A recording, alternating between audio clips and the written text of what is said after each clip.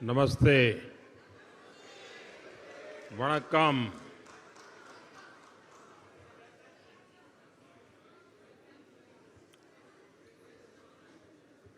आप सबको नमस्कार।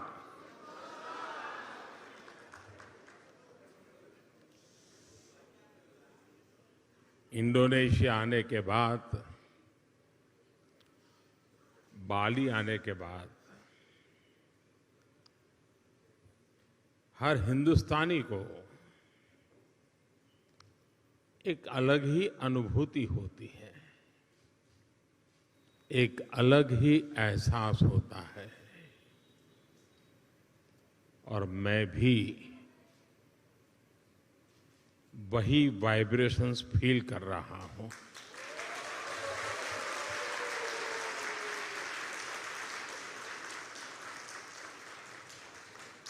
जिस जगह के साथ भारत का हजारों वर्षों का रिश्ता रहा हो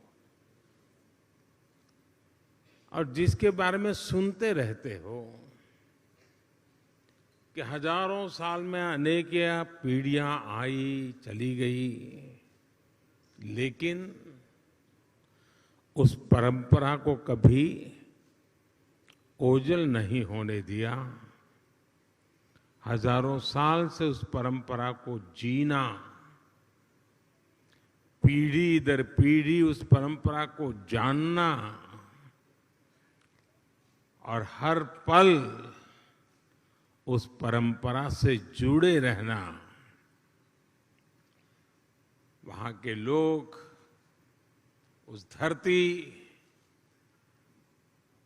एक अलग ही आनंद देती है, अलग ही आनंद की अनुभूति कराती है। आप कल्पना कर सकते हैं, आज जिस समय मैं आपसे बात कर रहा हूं, हम यहां बाली में बैठे हैं, बाली की परंपराओं के गीत गा रहे हैं। उसी समय जब मैं आपसे बात कर रहा हूं, इसी पल बाली से 1500 किलोमीटर दूर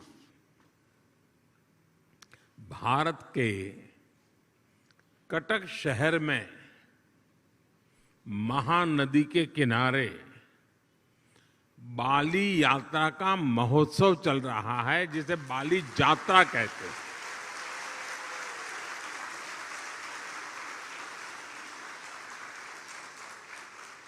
और ये बाली यात्रा है क्या? ये महोत्सव भारत और इंडोनेशिया के बीच हजारों वर्षों के ट्रेड रिलेशंस को सेलिब्रेट करता है।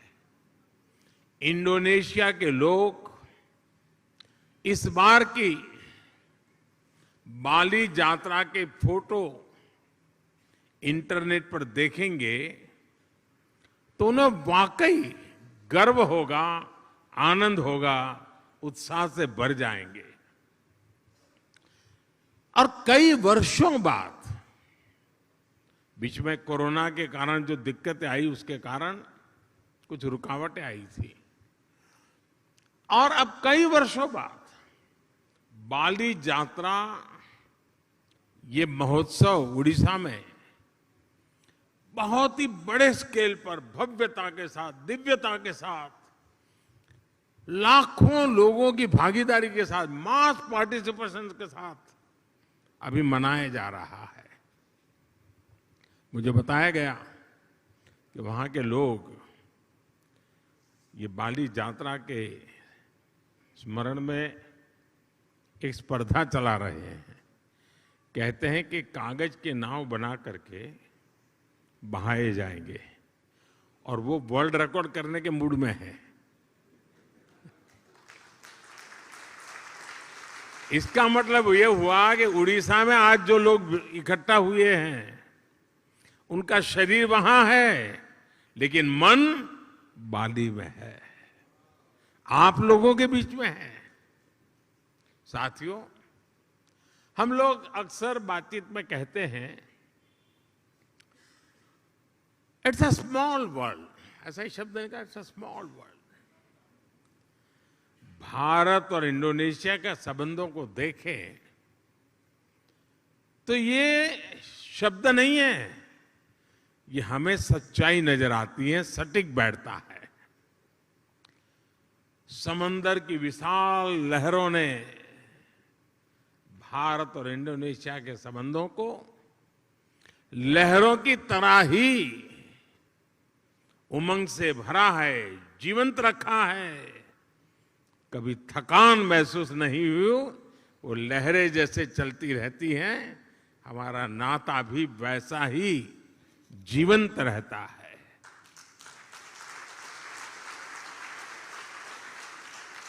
एक समय था जब कलिंग, मेदांग जैसे साम्राज्यों के माध्यम से भारत का दर्शन, भारत की संस्कृति इंडोनेशिया की धरती तक पहुंची। आज एक ये समय है जब भारत और इंडोनेशिया 21वीं सदी में विकास के लिए एक दूसरे के साथ कंधे से कंधा मिलाकर काम कर रहे हैं।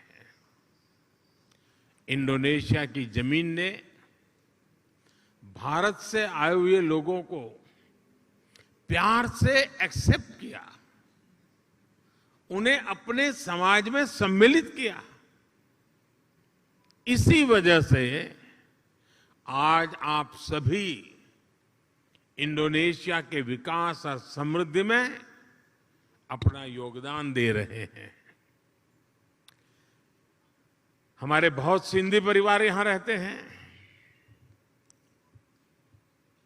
और भारत से आए हुए हमारे सिंधी परिवार के भाई बहनों ने यहां के टेक्सटाइल सेक्टर में, स्पोर्ट्स गुड सेक्टर में, इतना ही नहीं, फिल्म और टीवी इंडस्ट्री में भी काफी कुछ कंट्रीब्यूट किया है।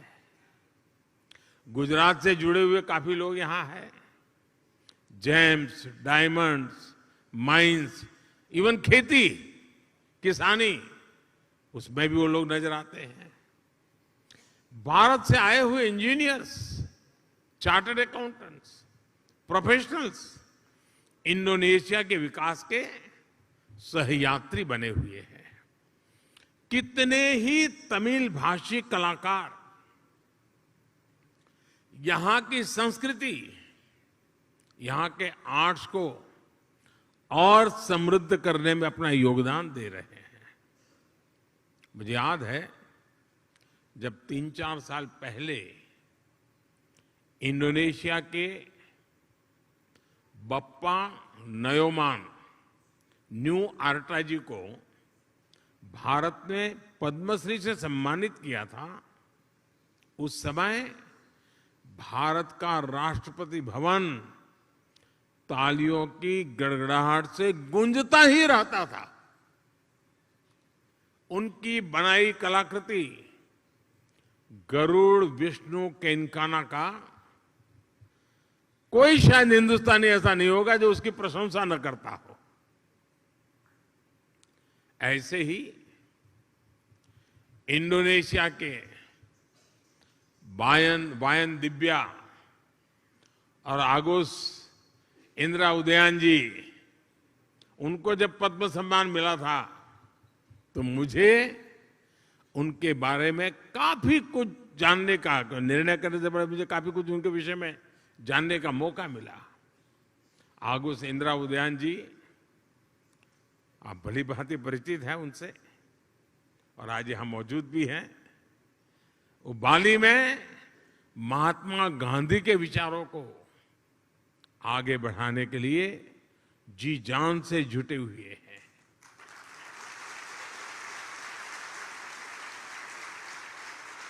मैंने कहीं उनका एक इंटरव्यू देखा था, उसमें वो कह रहे थे कि भारत की सबसे बड़ी विशेषता अतिथि देवो भव की है। यानी अतिथि देवो भव, ये भावना जो है, ये हर भारतीय के रगों में है। अपनत्व का ये भाव प्रकट होता है। मुझे इंटरव्यू पढ़ के अच्छा लगा, लेकिन मुझे एक ही बात और भी बतानी चाहिए।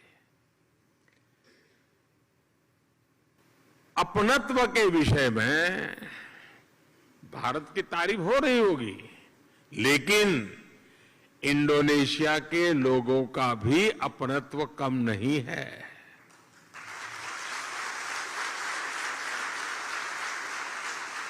जब मैं पिछली बार जकार्ता में आया था, इंडोनेशिया के लोगों ने जो स्नेह दिया, जो प्यार दिया, मैंने उसे करीब से देखा था, महसूस किया था।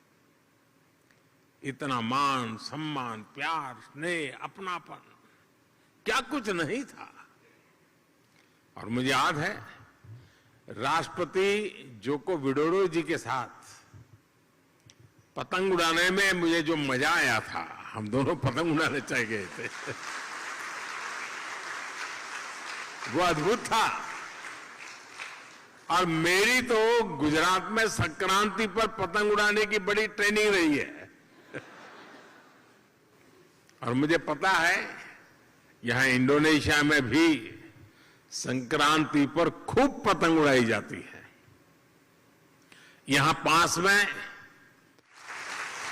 और ऐसा नहीं है कि भारत और इंडोनेशिया का साथ सिर्फ सुख का है, आनंद का है, अच्छा है तब नाता है, ऐसा नहीं है। हम सुख दुख के साथी हैं।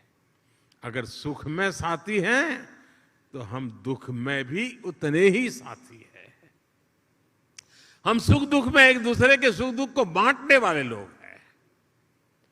जब 2018 में इंडोनेशिया में इतना बड़ा भूकंप आया तो भारत ने तुरंत ऑपरेशन समुद्र मैत्री शुरू किया था।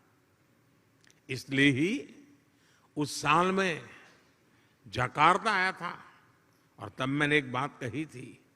मैंने कहा था कि भारत और इंडोनेशिया में 90 नॉटिकल मील का फासला भले हो, लेकिन हकीकत तो ये है हम 90 नॉटिकल मील दूर नहीं है, हम 90 नॉटिकल मील पास है।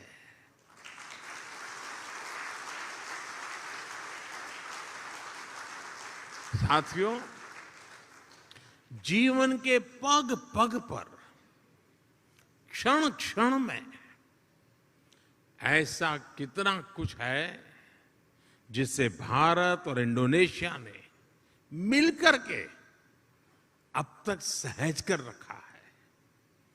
बाली की ये भूमि महर्षि मार्कंडेय और महर्षि अगस्त्य के तप से पवित्र है। भारत में अगर हिमालय है तो बाली में आगुंग पर्वत है।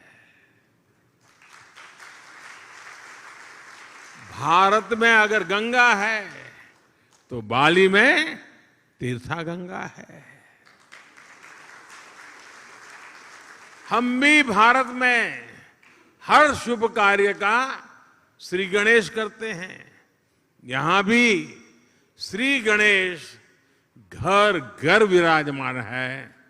सार्वजनिक स्थानों पर शुभता फैला रहे हैं। पूर्णिमा का व्रत, एकादशी की महिमा, त्रिकाल संध्या के जरिए सूर्य उपासना की परंपरा, मां सरस्वती के रूप में ज्ञान की आराधना, अनगिनत चीजें हम कह सकते हैं। ऐसी बहुत सी बातें हैं जो हमें जोड़े रखती हैं, जोड़ती रहती हैं। बाली का जन जन महाभारत की गाथाओं के साथ बड़ा होता है। और मैं तो द्वारकाधीश भगवान कृष्ण की धरती गुजरात से यहां पला बड़ा हूं। मेरा तो जीवन में ही बीता हुआ है। बाली के लोगों की जैसी आस्था महाभारत के लिए है। भारत में लोगों की वैसी आत्मीयता बाली के लोगों के लिए भी है। आप यहां पर भगवान विष्णु और भगवान राम की आराधना करते हैं, और हम जब भारत में भगवान राम की जन्मभूमि पर भव्य राम मंदिर की नींव रखी जाती है, तो इंडोनेशिया की रामायण परंपरा को भी गर्व से याद करते हैं।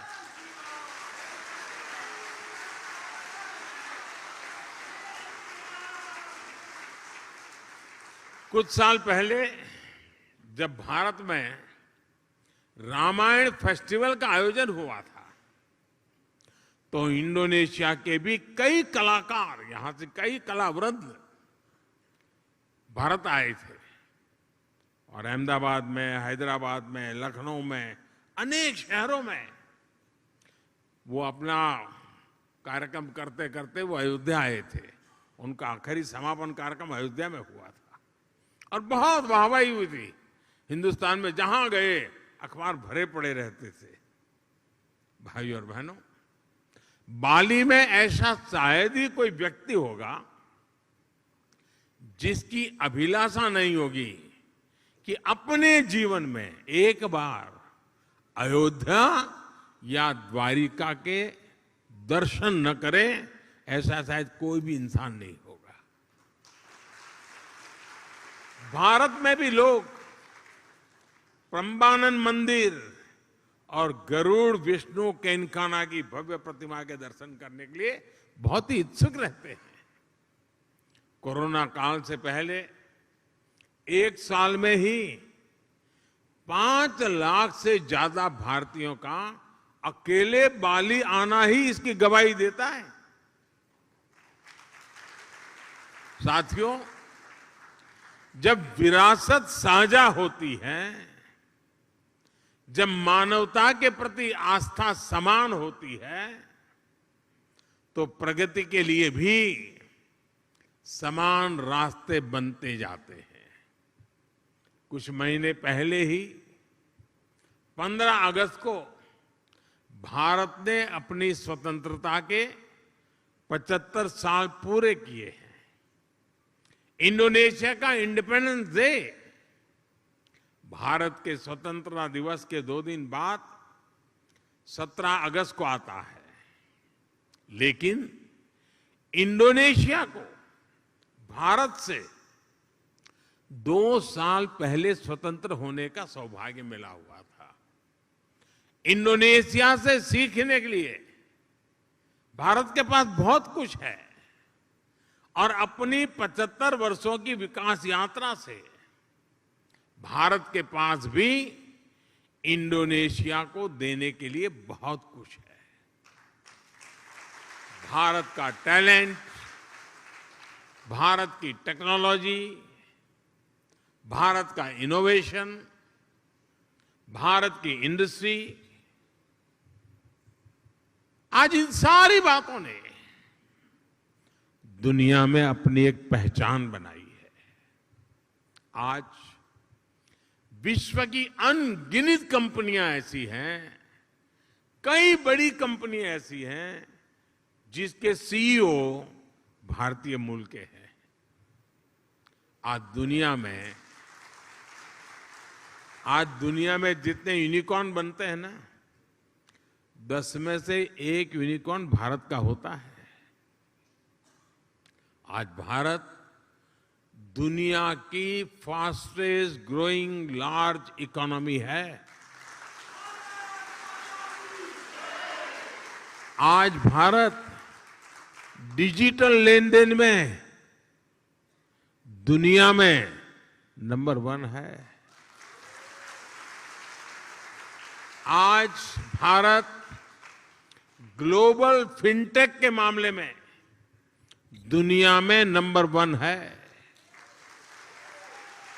आज भारत आईटी बीपीएन के लिए आउटसोर्सिंग में दुनिया में नंबर 1 है। आज भारत स्मार्टफोन डेटा कंजम्पशन में दुनिया में नंबर 1 है। आज भारत कितनी ही दवाइयों की सप्लाई में, अनेकों वैक्सीन की मैन्युफैक्चरिंग में दुनिया में नंबर 1 है। साथियों, 2014 के पहले और 2014 के बाद के भारत में बहुत बड़ा फर्क जो है,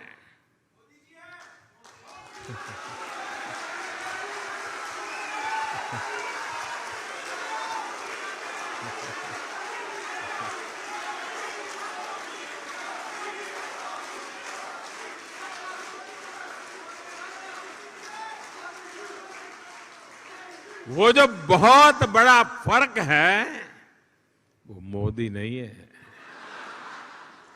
वो बहुत बड़ा फर्क है स्पीड और स्केल में। आज भारत अभूतपूर्व स्पीड पर काम कर रहा है और अप्रत्याशित स्केल पर काम कर रहा है। अब भारत छोटा सोचता ही नहीं है।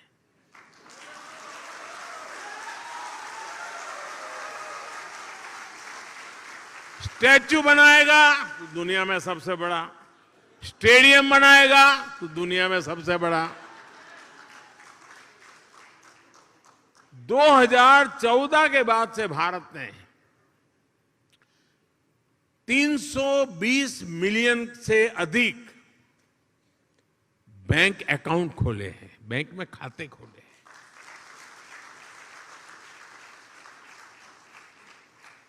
इसका मतलब ये हुआ कि अमेरिका की कुल जनसंख्या जितनी है उतने हमने बैंक खाते खोले हैं।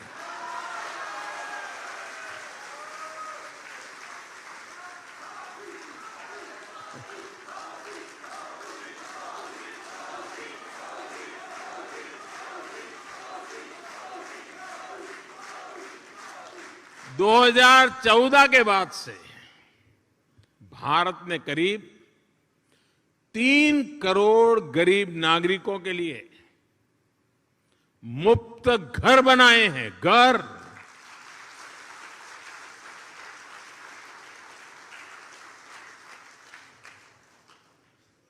और घर ऐसे नहीं बनता है, जब घर मिल जाता है ना तो इंसान रातों रात लखपति बन जाता है।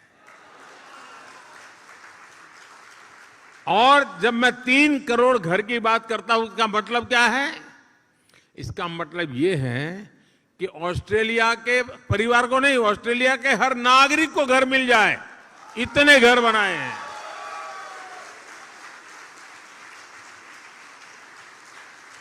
पिछले 7-8 साल में भारत ने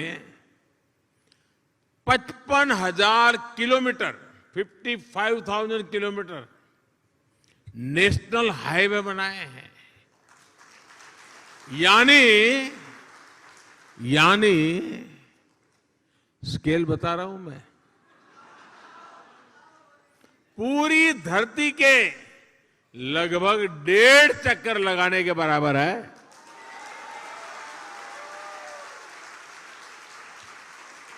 आज भारत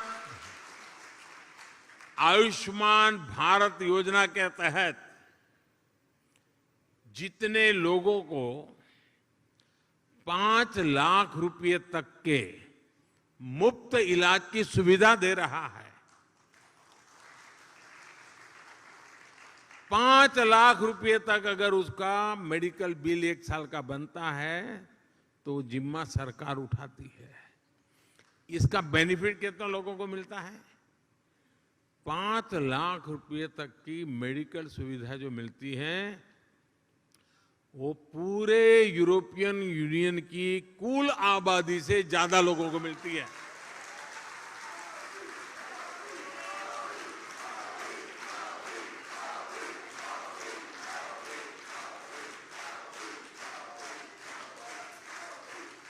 कोरोना काल में भारत ने जितनी वैक्सीन डोज अपने नागरिकों को लगाई और मुफ्त में लगाई, वो जो वैक्सीन डोज है ना, उसकी अगर मैं संख्या का हिसाब लगाऊं तो अमेरिका और यूरोपियन यूनियन, उन दोनों की कुल आबादी जो है उससे 2.5 गुना ज्यादा डोज हमने हिंदुस्तान में लगाए।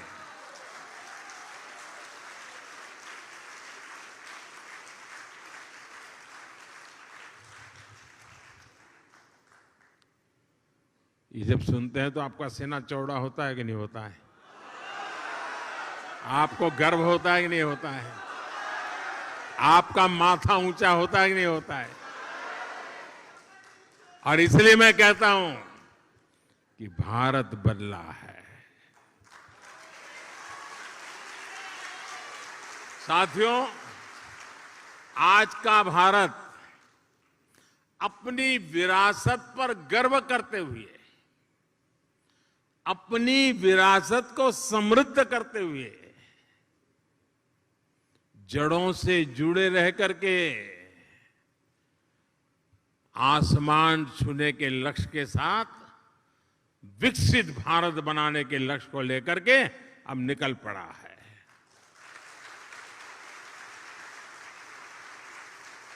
लेकिन भारत का ये लक्ष्य सिर्फ अपने लिए नहीं है। हम स्वार्थी लोग नहीं, हमारे संस्कार नहीं है।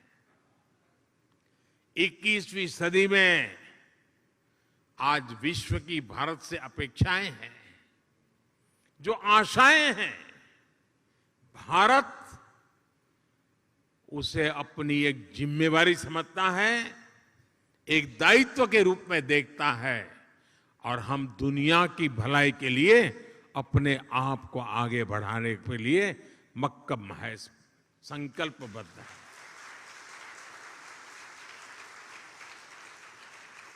आज अपने विकास के लिए भारत जब अमृत काल का रोडमैप तैयार करता है, तो उसमें दुनिया की आर्थिक राजनीतिक आकांक्षाओं का भी समावेश है।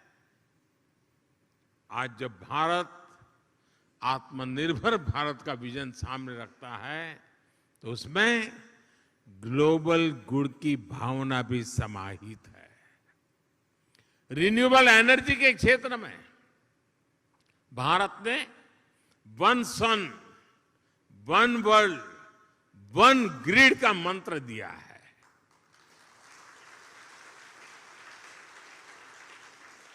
वैश्विक स्वास्थ्य को मजबूत करने के लिए भारत ने वन अर्थ, वन हेल्थ, इसका अभियान चलाया है। क्लाइमेट चेंज जैसी चुनौती से निपटने के लिए, और जो आइलैंड कंट्रीज होते हैं उनके लिए तो भारत एक वरदान के रूप में काम कर रहा है। क्लाइमेट चेंज की जो मुसीबतें हैं उसको निपटने के लिए भारत ने विश्व को मिशन लाइफ का समाधान दिया है। मिशन लाइफ यानी lifestyle for environment. Mission life यानी पृथ्वी के प्रत्येक नागरिक द्वारा ऐसी लाइफस्टाइल को आत्मसात करना जो पर्यावरण के अनुकूल हो, जो क्लाइमेट चेंज की चुनौती से हर पल निपटती हो। आज जब पूरा विश्व एनवायरमेंट फ्रेंडली और होलिस्टिक हेल्थ केयर की तरफ आकर्षित हो रहा है, तो भारत का योग, हमारा आयुर्वेद, ये पूरी मानवता के लिए तोहफा है। और साथियों, जब आयुर्वेद की बात आई है तो मुझे भारत इंडोनेशिया के एक और जुड़ाव का ध्यान आ रहा है। मुझे याद है जब मैं गुजरात का मुख्यमंत्री था तो गुजरात आयुर्वेदिक यूनिवर्सिटी और यहाँ की यूनिवर्सिटीज, हिंदू इंडोनेशिया, इसके बीच समझौता हुआ था। मुझे खुशी है कि इसके कुछ ही वर्ष बाद यहाँ की इस यूनिवर्सिटी में आयुर्वेद हॉस्पिटल की भी स्थापना हुई। साथियों, वसुधैव कुटुंबकम, यानी पूरे विश्व को एक परिवार मानने की भारत की यही भावना, यही संस्कार विश्व कल्याण का मार्ग प्रशस्त करते हैं। कोरोना काल में हमने देखा है, भारत ने दवाइयों से लेकर वैक्सीन तक जरूरी संसाधनों के लिए आत्मनिर्भरता हासिल की और उसका लाभ पूरी दुनिया को मिला। भारत की सामर्थ्य ने कितने ही देशों के लिए एक सुरक्षा कवच का काम किया। इंडोनेशिया जैसे हमारे पड़ोसी और मित्र देशों के लिए हम विशेष रूप से कंधा मिलाकर खड़े हुए। इसी तरह आज भारत अंतरिक्ष में, स्पेस के क्षेत्र में प्रमुख वैश्विक महाशक्ति के रूप में उभर रहा है, तो उसका लाभ साउथ एशियन देशों को विशेष रूप से मिल रहा है। रक्षा के क्षेत्र में भी जो भारत दशकों तक केवल विदेशी आयात पर निर्भर था, वो आज अपनी क्षमताएं बढ़ा रहा है। ब्रह्मोस मिसाइल हो या तेजस फाइटर प्लेन, इनका आकर्षण विश्व में लगातार बढ़ रहा है। आज भारत बड़े लक्ष्य तय कर रहा है और उन्हें प्राप्त करने के लिए भी पूरी मेहनत कर रहा है। संकल्प से सिद्धि का यही मंत्र आज 21वीं सदी के नए भारत की प्रेरणा बना हुआ है। आज इस अवसर पर मैं आप सबको अगले प्रवासी भारतीय सम्मेलन के लिए भी निमंत्रण देता हूं। जनवरी महीने में 9 जनवरी को यह कार्यक्रम होता है। इस बार ये आयोजन मध्य प्रदेश के इंदौर में होगा और इंदौर वो नगर है जो पिछले 5-6 बार से देश में स्वच्छ शहर के नाम पर हिंदुस्तान में नंबर 1 रहता है।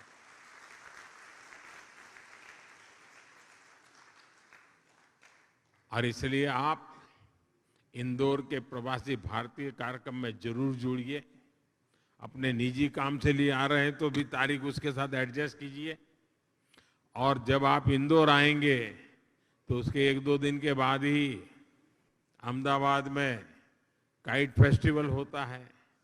इंडोनेशिया वाले काइट फेस्टिवल में न जाए ऐसा हो सकता है क्या? और जब आप आए, अकेले मत आना, सिर्फ अपने परिवार को ही लेकर के आकर के रुक मत जाना। कुछ इंडोनेशियन परिवारों को भी साथ ले आइए।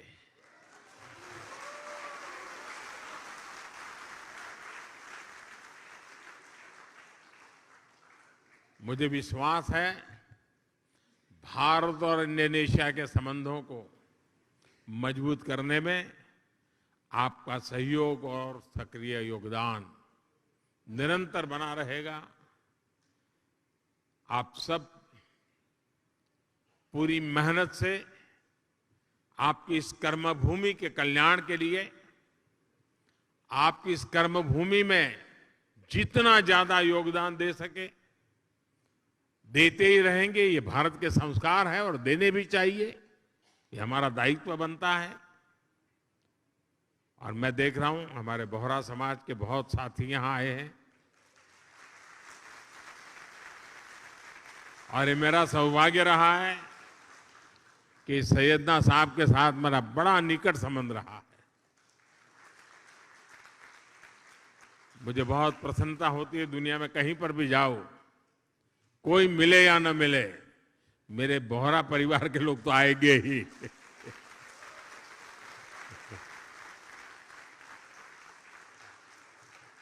साथियों, आप इतनी बड़ी तादाद में यहां आए, समय निकाल करके आए और उमंग और उत्साह से भरे हुए हैं।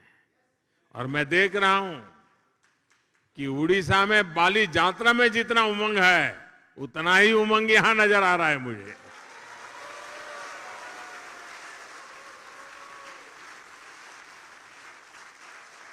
आपके इस प्यार के लिए, आपके इस स्नेह के लिए, भारत के प्रति आपकी ये श्रद्धा के लिए हृदय से आपका बहुत बहुत धन्यवाद करता हूं।